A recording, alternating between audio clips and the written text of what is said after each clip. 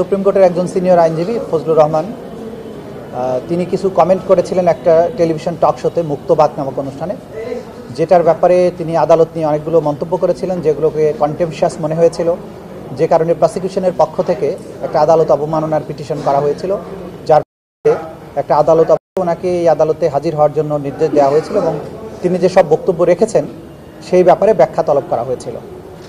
আদালতের নির্দেশ অনুযায়ী, ট্রাইব্যুনালের নির্দেশ অনুযায়ী জনাব ফজলুর রহমান তার আইনজীবী সহ আজকে ট্রাইব্যুনালে উপস্থিত হয়েছিলেন এবং এর আগেই তিনি যে কথাগুলো বলেছেন সেগুলো তিনি ভুল করে বলেছেন, এই মর্মে স্টেটমেন্ট দিয়ে আদালতের ক্ষমা প্রার্থনা করে আগেই একটা আবেদনপত্র জমা দিয়েছিলেন। আজকে সেটি শুনানি হয়েছে। জনাব ফজলুর রহমান নিজে সশরীরে দাঁড়িয়ে আদালতের কাছে তার রিমোর্স জানিয়েছেন, তার অ্যাপোলজি চেয়েছেন, ক্ষমা প্রার্থনা করেছেন।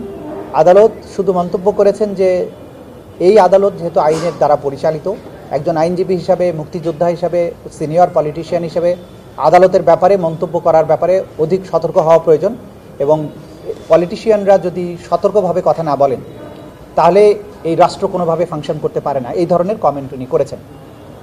সর্বোপরি যেহেতু তিনি ক্ষমা প্রার্থনা করেছেন এবং তিনি বলেছেন যে কথাগুলো বলেছেন এগুলো তার বলা ঠিক হয়নি, সে কারণে আদালত তার ক্ষমা প্রার্থনার আবেদনটা মঞ্জুর করেছেন এবং কন্টেম্পটের দায় থেকে তাকে অব্যাহতি দিয়েছেন। আইনজীবী অথবা পলিটিশিয়ান তারা যখন আদালত নিয়ে এই ধরনের কথা বলেন, জনগণের কাছে একটা ভুল মেসেজ যায়। দু কারণেই তাদের রেসপন্সিবল হওয়া উচিত। একটা হচ্ছে তারা আইনজীবী, দ্বিতীয় কারণ হচ্ছে তারা পলিটিশিয়ান। সুতরাং ভবিষ্যতে আদালতের ব্যাপারে বা এই ট্রাইব্যুনালের ব্যাপারে কোনো কমেন্ট করার জন্য ব্যাপারে যে কেউ যেন সাবধান থাকেন এবং যে কেউ যাতে এই ধরনের কথাবার্তা না বলেন, এটা সবার জন্য একটা বার্তা। যদিও ওনাকে এক্সোনারেট করা হয়েছে প্রসিডিংস থেকে, কিন্তু আদালতের এই সমস্ত কমেন্টের মাধ্যমে সবার উদ্দেশ্যে কিন্তু একটা বার্তা দেওয়া হয়েছে যে আদালতকে আন্ডারমাইন করা যাবে না, আদালতের অথরিটিকে চ্যালেঞ্জ করা যাবে না এবং আদালতকে ঘৃণা সূচক কোনো কথা বলা, অর্থাৎ আদালতকে কোনো হেট্রেটের মুখোমুখি করা যাবে না। যেহেতু এটা আদালত, এটা আইনের মাধ্যমে পরিচালিত হয়, সেই কারণে সবাইকে এই ব্যাপারে সাবধান থাকতে হবে।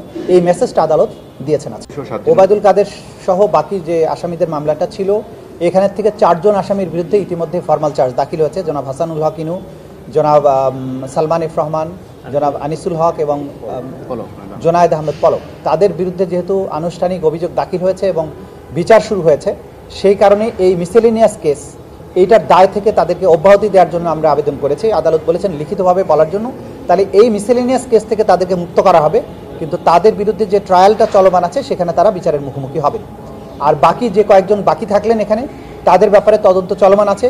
ওবায়দুল কাদের সহ বেশ কয়েকজনের বিরুদ্ধে খুব সহসাই তদন্ত রিপোর্ট আমাদের হাতে আসবে বলে আমরা আশা করছি। তদন্ত সংস্থা তেমনটি জানিয়েছেন আমাদেরকে। এভাবে ক্রমান্বয়ে বাকি সবার বিরুদ্ধেই তদন্ত রিপোর্ট এসে যাবে এবং আনুষ্ঠানিক বিচারের যাত্রাটা তাদের ব্যাপারেও চলতে থাকবে। ট্রাইব্যুনাল 2-এ একজন সাক্ষীর ব্যাপারে ক্যামেরা ট্রায়াল হচ্ছে।